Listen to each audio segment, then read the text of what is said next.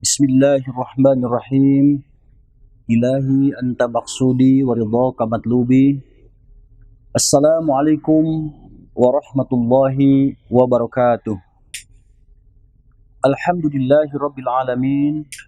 Wassalatu wassalamu ala sayyidina Muhammadin wa ala alihi wa sahbihi rasulillahi ajma'in. Salaman ta'zim wa tahmidan ila ustadina wa mursyidina Al-Mukarram Syedi Syekh Maulana Haji Ghazali An-Naqsyabandi Ibnu Syedi Syekh Haji Amir Damsyar Syarif Alam Qaddasallahu sirrahuma. Ayuhal hadirun ittaqullaha haqqa tuqatihi wa la tamutunna illa wa antum muslimun. Saudaraku yang mulia dan yang dimuliakan Allah, pemirsa Jabal Kubis TV dimanapun Anda berada, tentunya kita sering juga mendengar kalimah zikir.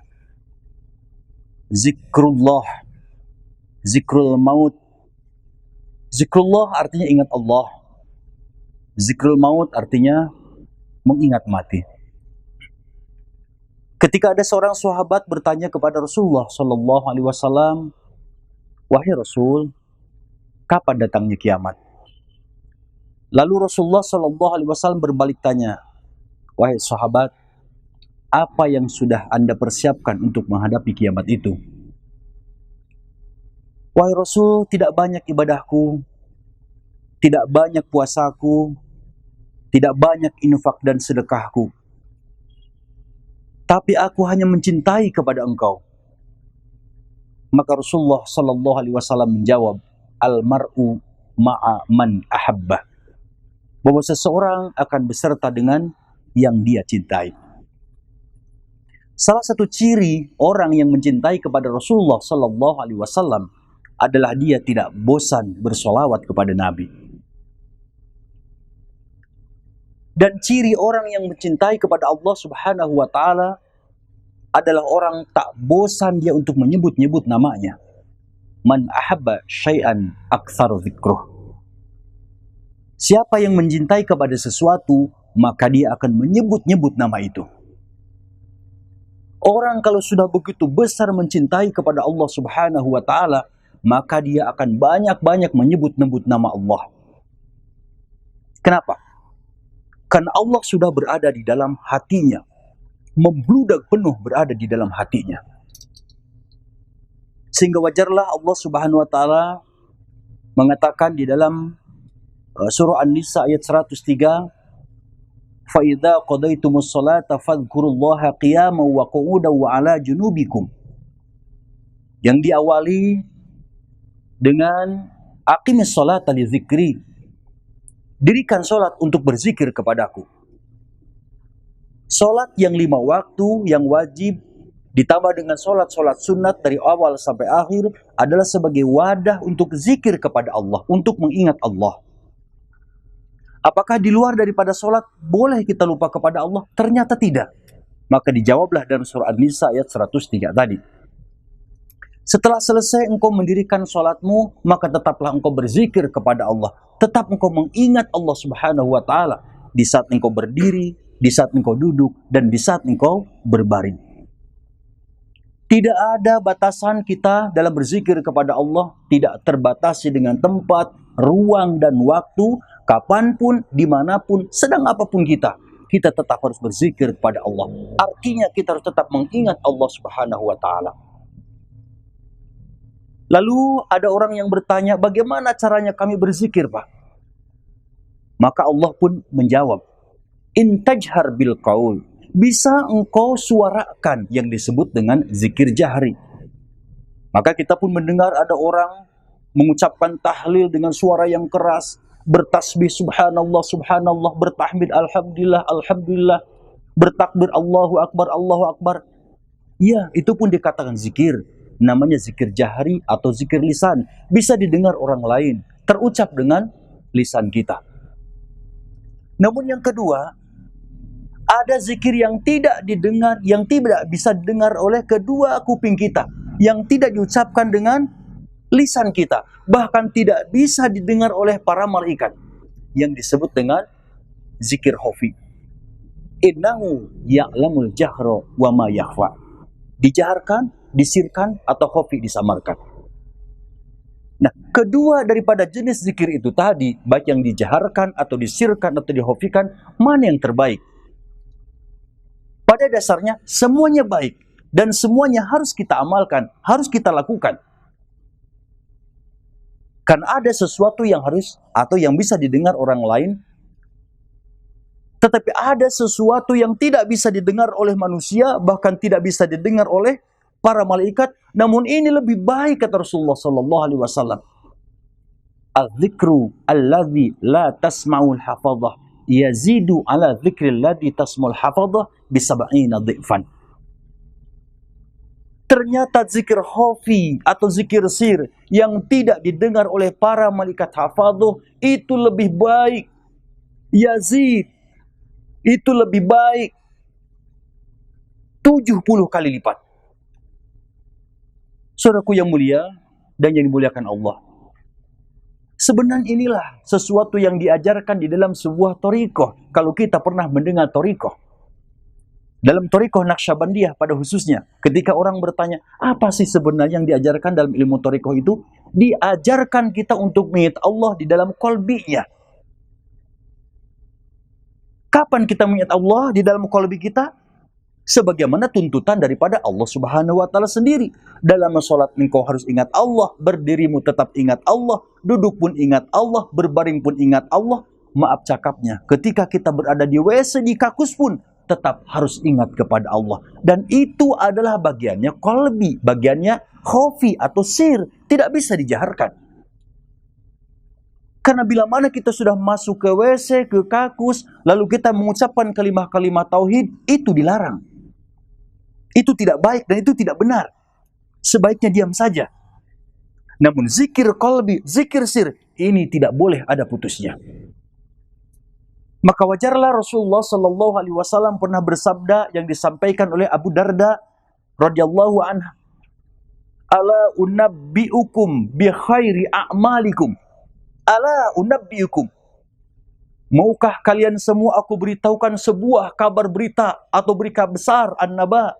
Unabbiukum, bukan akhbirukum. Maukah kalian aku semua ku kabarkan kepada kalian? Tidak. Maukah kalian semua aku beritakan sebuah berita besar? Karena ini memang sesuatu yang besar, yang kadang-kadang tidak masuk dengan akal kita. Tapi begitulah kata Nabi. Bi khairi a'malikum. Amal yang paling baik dari seluruh amalan yang ada. Wa azkaha inda malikikum. Amal yang paling suci di sisi Allah Subhanahu wa taala dari seluruh amalan yang ada. Wa khairil lakum min infaqidz dzahabi wal waraq. Lebih baik ini daripada engkau bersedekah dengan emas dan perak. Mungkin kita tidak pernah bersedekah dengan emas dan perak, tapi Ananda bisa berbuat lebih baik daripada engkau bersedekah dengan menggunakan emas dan perak. Wa khairil lakum min antalqau aduwakum. Dan ini lebih baik daripada engkau berperang di jalan Allah. Antalqau aduwakum. Engkau membawa pedang ke medan perang. Fatadribu a'naqahum wa yadribu a'naqakum. Apakah leher musuhmu yang putus atau lehermu yang putus? Lalu sahabat menjawab, bala, benar ya Rasulullah. Kami ingin tahu apa berita besar itu tadi. Qala zikrullah. Bahwa zikrullah ini lebih baik daripada seluruh amalan yang ada. Lebih suci di sisi Allah Subhanahu wa ta'ala. Lebih baik daripada engkau bersedekah dengan emas dan perak. Lebih bagus daripada engkau berperang di jalan Allah. Leher musuhmu yang putus atau leher dirimu sendiri yang putus. Ternyata zikrullah lebih baik daripada itu semua. Saudaraku yang mulia dan yang dimuliakan Allah, maka wajarlah kalau zikrullah ini disebut berita besar, kata Rasulullah sallallahu alaihi wasallam, yang diriwayatkan, yang dikeluarkan oleh Ahmad wa Tirmidzi wa Ibnu Majah. Mari kita pahami saudaraku yang mulia dan dimuliakan Allah, kenapa zikrullah ini lebih baik daripada seluruh amalan yang ada, lebih suci di sisi Allah, lebih bagus daripada bersedekah dengan emas dan perak, lebih bagus daripada engkau berperang. Saudaraku, karena segala sesuatu amalan bila tidak dilandasi dengan zikir, maka tak jadi ini semua. Maka di dalam ilmu thariqah yang nama zikir adalah sebuah pondasi. Pondasi itu adalah sesuatu yang sangat penting. Sebelum bangunan ini kita bangun, maka pondasi harus dinomorsatukan. Dan jangan main-main dengan yang namanya pondasi. Kuatkan pondasinya, yang bagus campurannya. Kenapa? Karena di atas pondasi ini akan dibangun pondamen yang maha luas, yang maha dahsyat. Bisa 100 tingkat mungkin, bisa 200 tingkat, ini sebuah bangunan. Tapi sehebat apapun yang namanya pondasi tetap ditutup, tidak bisa dilihat. Yang nampak apa? Keindahan sebuah bangunan, ornamennya yang cantik, reliefnya yang indah, warnanya yang luar biasa. Pondasi tetap tidak pernah dibahas. Tapi bangunan yang begitu besar, bangunan yang begitu indah, kalau ternyata kita main-main pada pondasi itu tadi, berdiri pada pondasi yang lemah, jangankan ada puting beliung, jangankan ada gempa yang dahsyat, mungkin gara-gara angin sepoi-sepoi, bisa jadi bangunan itu runtuh. Ya. Bila mana kita beramal banyak, bersedekah kita banyak, infaknya banyak, baca Qur'annya kita banyak, sholatnya banyak, hajinya bolak-balik dan lain sebagainya. Namun bila mana amalan ini semua kita bangun di atas hakikat yang lemah, pada hati yang lemah, maka sangat mudah amal ibadah kita akan tergoyah. Sedang asik kita sholat, tahu ada orang yang lewat, yang pada awalnya lillahi ta'ala, begitu ada orang lewat, langsung berubah hati kita. Apa? Ingin dilihat orang, ingin dikatakan bahwa saya ini adalah seorang yang alim. Kenapa? Karena pondasinya lemah, karena hatinya lemah, karena zikir dalam kolbinya lemah, zikir sirnya itu tidak ada. Maka Rasulullah SAW mengatakan bahwa tidak sedikit orang yang berperang di jalan Allah Subhanahu Wa Taala, nampaknya dia membela agama Allah Subhanahu Wa Taala, tapi ternyata Allah masukkan mereka ke dalam neraka. Rubba qaim, tidak sedikit orang yang bangun tengah malam melaksanakan ibadah sholat, tapi dia tidak mendapatkan apa-apa. At-ta'abu wan nasabu, yang dia dapatkan cuma capek dan lelah saja.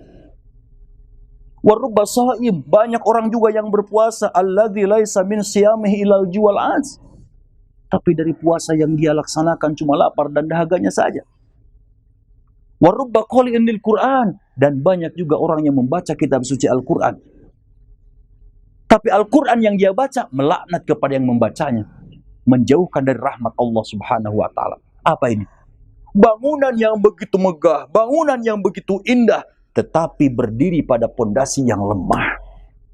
Ibadah yang begitu hebat, yang kita lakukan dengan anggota perbuatan kita, yang kita ucapkan dengan lisan kita, tapi gara-gara berdiri pada hakikat atau pada hati yang lemah, sehingga ibadah yang tadinya mengharapkan ridho Allah Subhanahu wa taala langsung tergeser hatinya, bukan mengharapkan keridhaan Allah Subhanahu wa taala. Kalau sudah sedemikian bagaimana?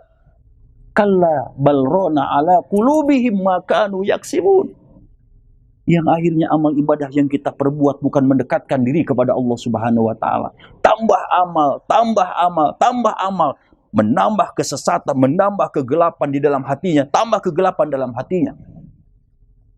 Saudaraku yang mulia dan dimuliakan Allah, bukan berarti, jangan salah paham, bukan berarti saya menghalangi kepada anak untuk menjadi seorang hafid, untuk menjadi seorang qori, untuk menjadi seorang, bukan itu yang dimaksud. Tapi betapa pentingnya amal ibadah kita berada di atas hati yang kuat dengan zikirnya. Maka pantas dalam hadis Nabi tadi, az-zikru alladzi la tasmul hafadhah, bahwa zikir dalam qalbi yang tidak didengar oleh malaikat hafadhah itu lebih penting dan itu lebih baik. Itu lebih baik daripada zikir yang didengarkan oleh malaikat hafadhah. Saudaraku yang mulia dan yang dimuliakan Allah, demikian sajalah ceramah yang singkat. Mohon maaf atas segala kesilapan dan kurangannya.